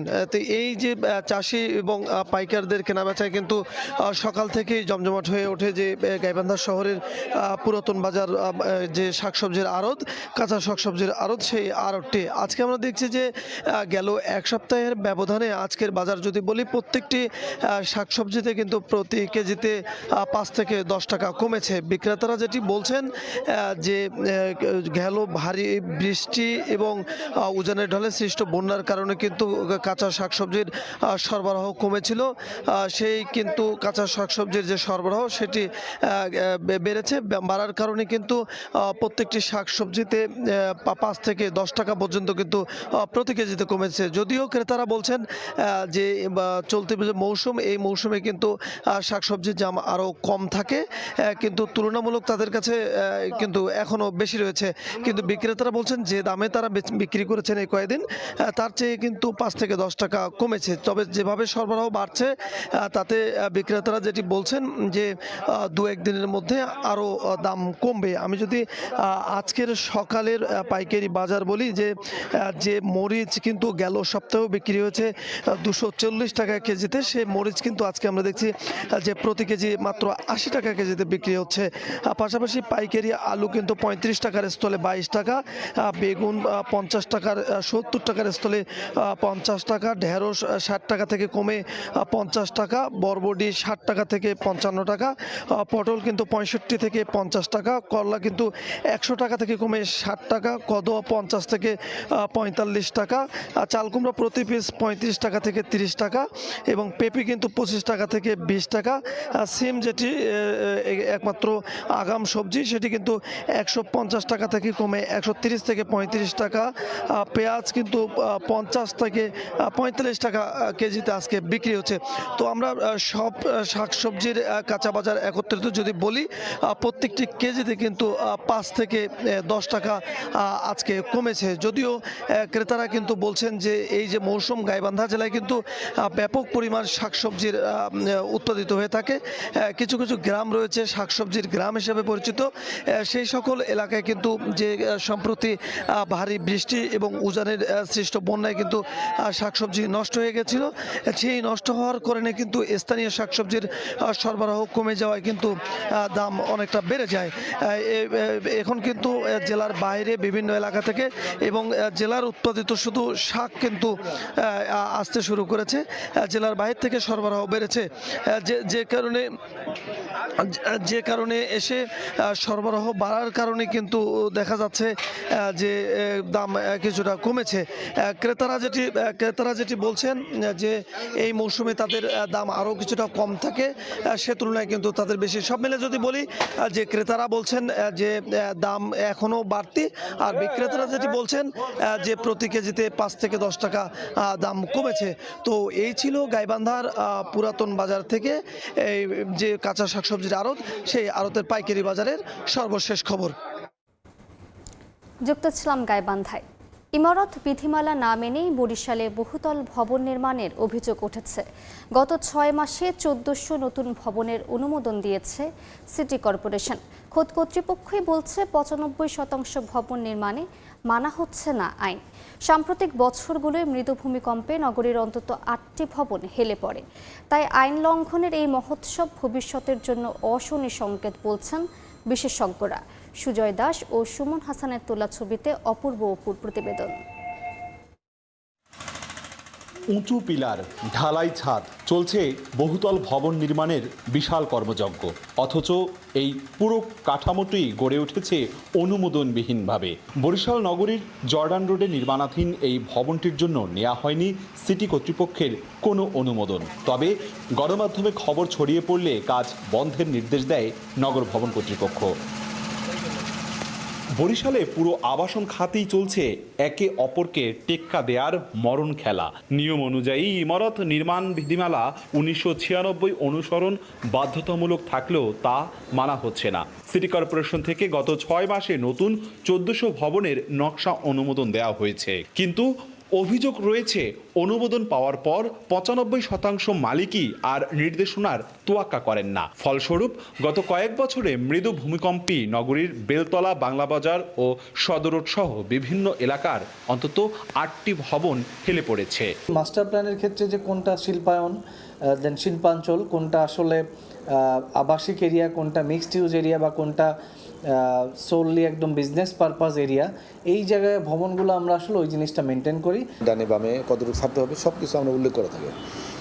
সমস্যা হলো তারা যখন প্রথম তলার কাজ করে তখন হয়তো কেউ কিছু মানে দোতলা থেকে ওঠার পরে তারা আবার বেশিরভাগ ক্ষেত্রে এই যে সাইডে চলে যায়। বরিশাল অঞ্চল বাংলাদেশের দক্ষিণে ডেল্টাইক অঞ্চলে অবস্থিত হয়। এখানের মাটি খুবই নরম এবং এই নরম মাটিতে ভূমিকম্পের কারণে যে ওয়েভ তৈরি হয় সেই ওয়েভের শক্তি সঞ্চয় প্রবণতা বেশি থাকে এবং এই কারণে শেকিং হওয়ার সম্ভাবনা বেশি থাকে। নগর পরিকল্পনাবিদ ও সচেতন মহলের মতে নিয়ম না মেনে গড়া এসব স্থাপনা ভবিষ্যতের বরিশালকে ভয়াবহ ঝুঁকির মুখে ঠেলে দিচ্ছে। রাস্তার আয়তন বাড়ে নাই, খালি জমির আয়তন বাড়ে নাই, শুধু ভবন নির্মাণে অনুমতি দেওয়া হয়েছে। কিন্তু এই সমস্ত ভবন যখন নির্মাণ হবে তখন বরিশাল বসবাসে উপযোগী থাকবে না। সরকার তো নিয়ম করে, হ্যাঁ, কিন্তু নিয়মগুলি আসলে মনিটরিংটা করা দরকার। এই দিক দিয়ে একটা দুর্বলতা আছে। এদিকে নকশা বহির্ভূত এসব ভবনের বিরুদ্ধে কঠোর অবস্থান নেয়ার কথা জানিয়েছেন সিটি কর্পোরেশন কর্তৃপক্ষ। এটা গ্রুপ একদম দুর্নীতির মাধ্যমে কাজটা করতেছে। আমরা চাই এদের মূল জায়গাটা উদ্ঘাটন করতে এবং এদেরকে একদম তৃণমূলেই আমরা এদেরকে ধরতে চাই। সিটি কর্পোরেশনের তথ্যমতে বরিশালে হোল্ডিংয়ের সংখ্যা 58,000, যার মধ্যে 41,000ই ভবন, যেখানে বহুতল ভবনের সংখ্যা প্রায় 2.5 শতাধিক। অপূর্ব অপু, সময় সংবাদ, বরিশাল।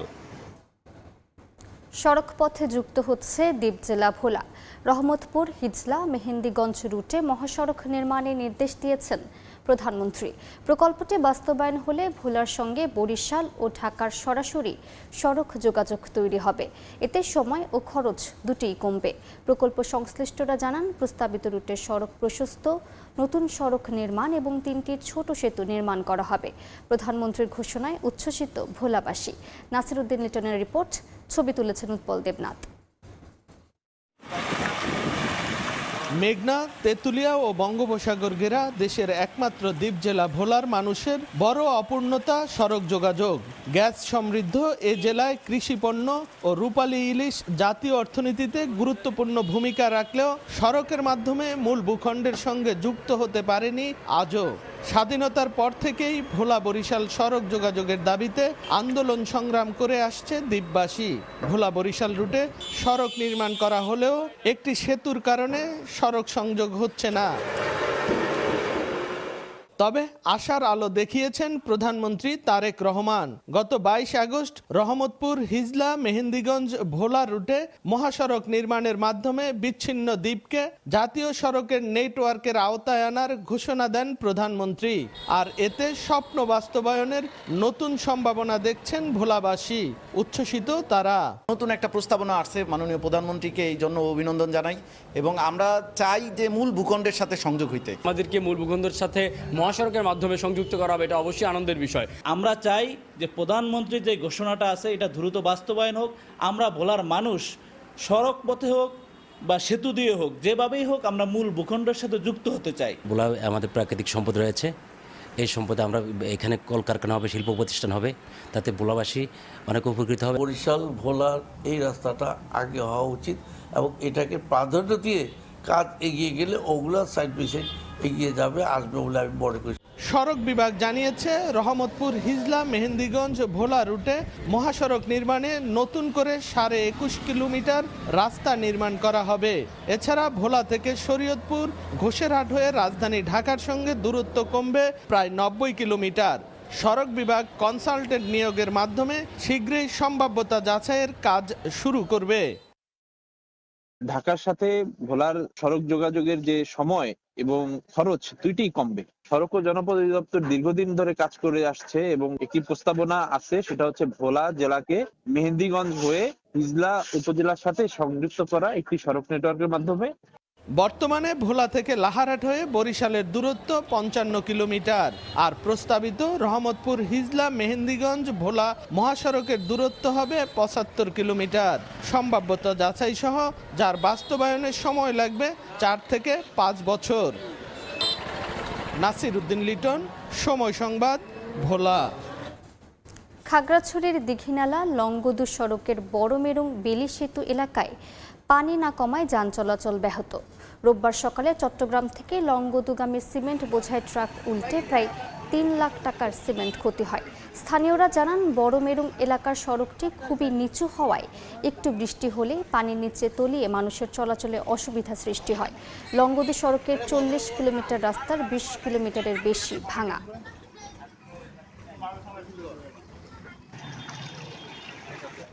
সমুদ্রে কমেছে মাছ উৎপাদন। এ কারণে বরগুনার পাথরঘাটা মৎস্য অবতরণ কেন্দ্রে কমেছে অবতরণও।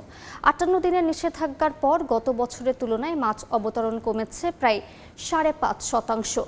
এর মধ্যে ইলিশ অবতরণ কমেছে প্রায় অর্ধেক। মাছ অবতরণ কমে যাওয়ার কারণে ঘাটতি দেখা দিয়েছে রাজস্ব আদায়েও। মৎস্যজীবীরা বলছেন, নিষিদ্ধ পদ্ধতিতে মাছ অবতরণ বৃদ্ধি পাওয়ায় এমন পরিস্থিতি তৈরি হয়েছে। রুবেল হোসেনের ছবিতে সাইফুল মিরাজের রিপোর্ট। সামুদ্রিক মাছ অবতরণের দিক থেকে দেশের দ্বিতীয় বৃহত্তম বরগুনার পাথরঘাটা মৎস্য অবতরণ কেন্দ্র। সমুদ্র থেকে মাছ শিকার শেষে এই অবতরণ কেন্দ্রে বিক্রি করতে নিয়ে আসেন জেলেরা। 58 দিনের নিষেধাজ্ঞার পর 12 জুলাই থেকে 21 আগস্ট পর্যন্ত গত বছরের তুলনায় চলতি বছর এই অবতরণ কেন্দ্রে কমেছে মাছ অবতরণ। গত বছর পাথরঘাটা মৎস্য অবতরণ কেন্দ্রে মোট মাছ অবতরণ হয়েছিল 429 মেট্রিক টন। টন। এর মধ্যে ইলিশ ছিল 317 মেট্রিক টন এবং অন্যান্য মাছ ছিল প্রায় 112 মেট্রিক টন।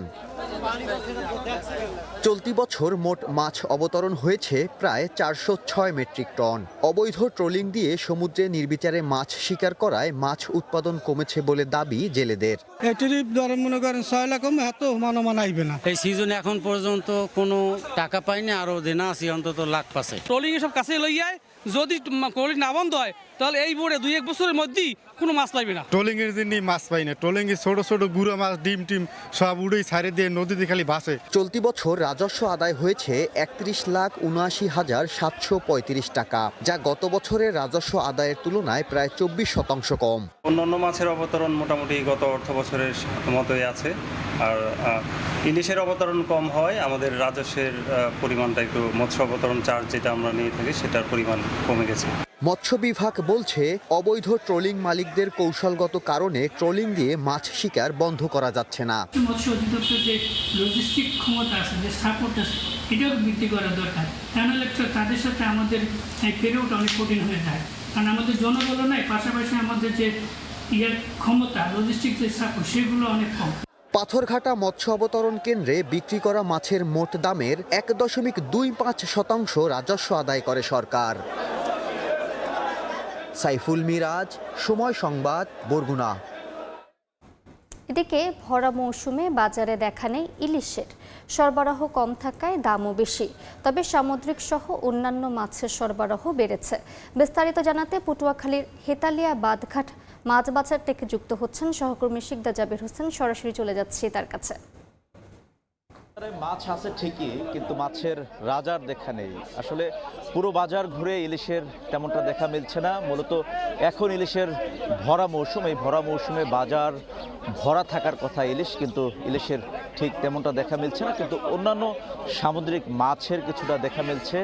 জেলেরা বলছেন এখন যে চলমান বর্ষা মৌসুম, এই মৌসুমটা সব সময় ইলিশের জন্য একটা সম্ভাবনার সময় এবং ইলিশের একটা ভরা মৌসুম। এই মৌসুমে নদীতে সমুদ্রে জাল ফেললেই ঝাঁকে ঝাঁকে ইলিশ ধরা পড়ার কথা, কিন্তু চিত্র দেখা গেছে তার উল্টো। এই মুহূর্তে আমরা যেই জায়গাটিতে আছি এটি পটুয়াখালীর সবচেয়ে বড় পাইকারি মাছের বাজার হেতালিয়া বাঁধঘাট। এই বাজারেই মূলত সমুদ্র থেকে মাছ আসে এবং পাশাপাশি নদী এবং স্থানীয় জায়গাগুলো থেকেও এখানে মাছ আসে। পটুয়াখালীর যে বড় বড় মৎস্য অবতরণ কেন্দ্রগুলো রয়েছে সেই মৎস্য অবতরণ কেন্দ্রের মাছও কিন্তু এই বাজারে আসে, কিন্তু সেই বাজারেই কিন্তু ইলিশের দেখা মিলছে না। এ কারণে হতাশ জেলে মৎস্য ব্যবসায়ী এবং এখানকার অন্যান্য ব্যবসায়ীরা সবাই কিন্তু হতাশ। পাশাপাশি ক্রেতারাও কিন্তু বাজারে এসে হতাশ, কারণ ইলিশের সরবরাহ কম থাকায় দাম অনেকটা চড়া দেখা যাচ্ছে। এখানে ক্রেতারা অনেকেই কিন্তু এসে বিমুখ হয়ে ফিরে যাচ্ছেন। ইলিশের যে দাম, সে দাম দেখে কিন্তু মধ্যবিত্ত কিংবা মোটামুটি স্বাভাবিক আয়ের যারা মানুষ তাদের নাগালের বাইরেই রয়েছে ইলিশ। ইলিশের পাশাপাশি অন্যান্য মাছের দাম তাও কিন্তু একেবারে কম না, অনেকটা বেশি, কিন্তু স্বাভাবিকের চেয়ে বেশি। এখানে কয়েকটি বিষয় এখানকার জেলে এবং মৎস্য ব্যবসায়ীরা আমাদেরকে জানিয়েছেন। সেটি হলো বর্তমানে তীব্র লোডশেডিং চলছে দেশ জুড়ে, আর এই লোডশেডিংয়ের কারণে সমুদ্র তীরবর্তী যে বরফ কলগুলো রয়েছে সেই বরফ কলগুলোর উৎপাদন অনেকটা ব্যাহত হচ্ছে, যার ফলেই কিন্তু সমুদ্রে মাছ শিকারী জেলের সংখ্যা, মাছ শিকারী ট্রলারের সংখ্যা কমেছে। তো সেটি কিন্তু এখানে মাছ শিকারীরা বলছেন। তারা যেটি বলছেন যে জেলে এবং মৎস্য শিকারী ট্রলারের সংখ্যা সমুদ্রে কমার ফলে বাজারেও কিন্তু মাছের সরবরাহে ঘাটতি দেখা মিলছে, আর আমরাও কিন্তু সেটি লক্ষ্য করছি। এই বাজারে কিন্তু মাছের সরবরাহ আরও বেশি থাকার কথা, যেটি কিন্তু এখন দেখা যাচ্ছে না। এখন দেশি মাছের সরবরাহ দেখা যাচ্ছে, সামুদ্রিক মাছের সরবরাহ অনেকটা কম দেখা যাচ্ছে। ইলিশ ছাড়া অন্যান্য যে মাছগুলো রয়েছে সেগুলো এখানে আছে, তাও খুব বেশি না আসলে। এই যেহেতু এটি পাইকারি মৎস্য বাজার, এই বাজারে মূলত মাছের একটা ভিড় থাকার কথা, ক্রেতা বিক্রেতার খুব বেশি হাকডাক থাকার কথা, সেটি কিন্তু চিরচরিত সেই চেনা রূপ কিন্তু এখন অনেকটা দেখা যাচ্ছে না। আমরা এখানে দেখেছি দেশি মাছ, পাঙ্গাস, তেলাপিয়া এবং অন্যান্য যে মাছ সেগুলো দেখা যাচ্ছে খুব বেশি। বিপরীতে সামুদ্রিক যে মাছগুলো রয়েছে ইলিশ, রূপচাঁদা, টোনা এইসব মাছ কিন্তু অনেকটা কম দেখা যাচ্ছে। সমুদ্রে যেহেতু জেলেরা ঠিকভাবে মাছ শিকার করতে পারছে না বরফ সংকটে, যার কারণে কিন্তু এই সরবরাহে ঘাটতি দেখা গেছে, এটাই কিন্তু জেলেরা জানিয়েছেন। তো এতটুকু ছিল আমার কাছে পটুয়াখালীর সবচেয়ে বড় পাইকারি মৎস্য বাজার থেকে সব শেষ। যুক্ত ছিলাম পটুয়াখালীতে। পটুয়াখালী 250 শয্যা বিশিষ্ট হাসপাতালে বেড়েছে তেলাপোকা ও ছারপোকার উপদ্রব। চিকিৎসা নিতে এসে উল্টো অসুস্থ হয়ে পড়ছেন রোগী ও তাদের স্বজনরা। যদিও কর্তৃপক্ষের দাবি পোকা দমনে দফায় দফায় নেওয়া উদ্যোগেও মিলছে না প্রতিকার। সুজন দামের ছবি এবং মোহাম্মদ মনির হোসেন বাদলের তথ্য নিয়ে রিপোর্ট। সকালে আনছি নাস্তা আমরা খাইতে, সেই নাস্তা তো থুইয়া দিছি তেলাপোকায় টানে।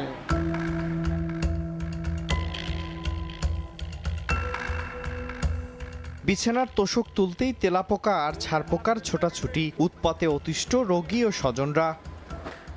এ চিত্র পটুয়াখালী 250 শয্যা বিশিষ্ট হাসপাতালের পুরুষ অর্থো সার্জারি ও হাম আইসোলেশন ওয়ার্ডে ছড়িয়ে পড়েছে তেলাপোকা ও ছারপোকার উপদ্রব। এমনকি অনেক সময় খাবারেও পাওয়া যায় তেলাপোকা।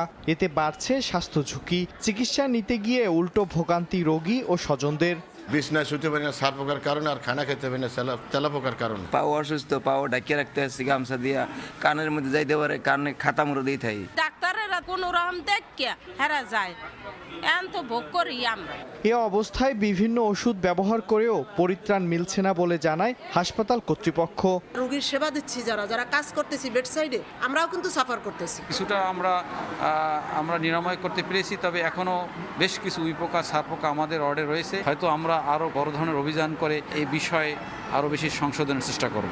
প্রতিদিন পটুয়াখালী 250 শয্যা বিশিষ্ট হাসপাতালে 200 থেকে 300 রোগী চিকিৎসা নিতে যান। সময় সংবাদ, পটুয়াখালী। পিরোজপুরে দিন দিন জনপ্রিয় হয়ে উঠেছে মালটার চাষ। মাটি ও আবহাওয়া অনুকূলে থাকায় ফলনও হয়েছে ভালো। একই সঙ্গে দাম ভালো পাওয়ায় খুশি চাষিরা। জিয়াউল হকের তথ্য ও তরিকুল ইসলাম অভির ছবিতে রিপোর্ট। সবুজ পাতার ফাঁকে ঝুলছে কাঁচা মালটা, ফলের ভারে নুয়ে পড়েছে প্রতিটি গাছ। পিরোজপুরের বিভিন্ন এলাকা জুড়ে এখন জনপ্রিয় মালটার চাষ। এমনকি বাড়ির আঙিনায় শখের বসে অনেকেই মালটা গাছ রোপণ করছেন। মাটি ও আবহাওয়া মালটা চাষের উপযোগী হওয়ায় ফলন হয়েছে ভালো। মালটার চারা রোপণের পর 1 বছরের মধ্যেই ফল আসে। সরাসরি বাগান থেকে প্রতি কেজি মালটা 80 থেকে 90 টাকা পাইকারি দরে কিনে নেন ব্যবসায়ীরা। পিরোজপুরের মালটা খুব রসালো মালটা, মালটার খুব চাহিদা আছে, মিষ্টি মালটা। বাড়ি ওয়ান একটু রসালো একটু কম, হালকা একটু মিষ্টি, কিন্তু থাই মালটারও চাষ মানে উৎপাদন একটু বেশি। এর ভিতর থেকে যে ফসল হয় এই ফসলটা আমরাও কিছু কিছু খাই। এদিকে চাষিদের লাভবান করতে সব ধরনের সহযোগিতা করে যাচ্ছে স্থানীয় কৃষি বিভাগ। এই মালটা উৎপাদনে দিন দিন আগ্রহী হচ্ছে এবং এই যে এই মালটাটা এখান থেকে ঢাকা, চট্টগ্রাম, নোয়াখালী বা দেশের অন্যান্য জেলায় এখান থেকে মালটা যায়। কৃষি বিভাগের তথ্য মতে জেলায় 430 হেক্টর জমিতে বাড়ি 1 ও থাই জাতের মালটার আবাদ হয়েছে। আর ছোট বড় মিলিয়ে প্রায় 1000 মালটা বাগান রয়েছে। এসব বাগানে প্রায় 3000 শ্রমিক কাজ করেন। সময় সংবাদ, পিরোজপুর। চা শ্রমিকের মজুরি 500 টাকা নির্ধারণ, আলাদা মজুরি বোর্ড গঠন সহ বিভিন্ন দাবিতে মৌলভীবাজারে বিক্ষোভ মিছিল ও মতবিনিময় সভা অনুষ্ঠিত হয়েছে। রোববার দুপুরে পৌর মিলনায়তনে বাংলাদেশ চা শ্রমিক ফেডারেশনের আয়োজনে এই কর্মসূচিতে বিভিন্ন বাগানের চা শ্রমিক ও নেতাকর্মীরা উপস্থিত ছিলেন। এ সময় চা শ্রমিকদের মজুরি 500 টাকা নির্ধারণ এবং সুযোগ সুবিধা বৃদ্ধির দাবি জানান বক্তারা। পরে বিক্ষোভ মিছিল নিয়ে শহরের বিভিন্ন সড়ক প্রদক্ষিণ করা হয়।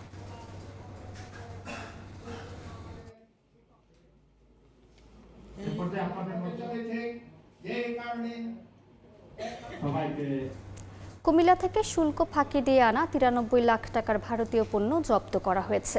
10 ব্যাটালিয়ন বিজিবি জানায়, রোববার ভোরে সীমান্তবর্তী এলাকায় চলছিল চোরাচালান ও মাদক বিরোধী অভিযান। 14 গ্রামের চোয়ারা বাজার এবং আদর্শ সদর উপজেলার পালপাড়া থেকে উদ্ধার হয় মালিকানাবিহীন অবস্থায় পড়ে থাকায় ভারতীয় শাড়ি, 3 পিস, পানীয় ও ওষুধ। এরই সঙ্গে জব্দ করা হয় চোরাচালানে ব্যবহৃত একটি পিকআপ। জব্দকৃত পণ্য কাস্টমস কর্তৃপক্ষের কাছে হস্তান্তর হয়েছে।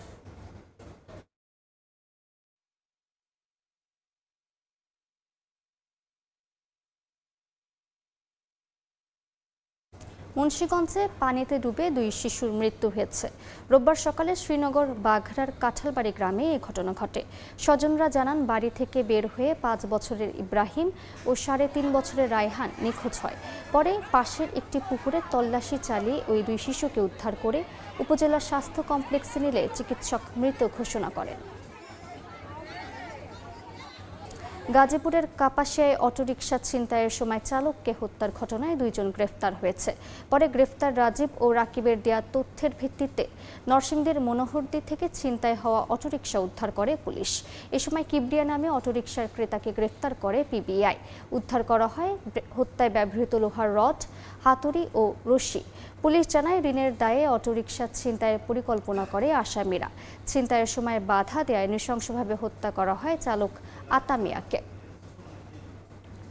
গোপালগঞ্জের কাশিয়ানীতে 9 বছরের শিশুকে ধর্ষণের অভিযোগ উঠেছে। এ ঘটনায় পলাতক অভিযুক্ত দোকানদার। স্থানীয়রা জানান, পাউরুটি কিনতে দোকানে যায় 9 ও 7 বছরের 2 শিশু। এ সময় কৌশলে তাদের বাড়িতে নিয়ে যায় অভিযুক্ত জসিম মুন্সি। এ সময় 9 বছরের শিশুকে ধর্ষণের অভিযোগ ওঠে। পরে বাসায় গিয়ে পরিবারের কাছে বিষয়টি জানায় শিশু। তাকে আটকের চেষ্টা চলছে বলে জানিয়েছে পুলিশ। গতকালের সন্ধ্যার দিকে আমরা ঘটনাস্থল পরিদর্শন করি এবং পরিদর্শন করে ঘটনার সত্যতা নিশ্চিত হয় এবং রাতে একটি অভিযোগ এজাহার গ্রহণ করে মামলা গ্রহণ করা হয়। জসিম নামে যিনি আসামি, তিনি বর্তমানে পলাতক রয়েছেন এবং তাকে গ্রেফতারের জন্য আমাদের অভিযান পরিচালনা করা হচ্ছে।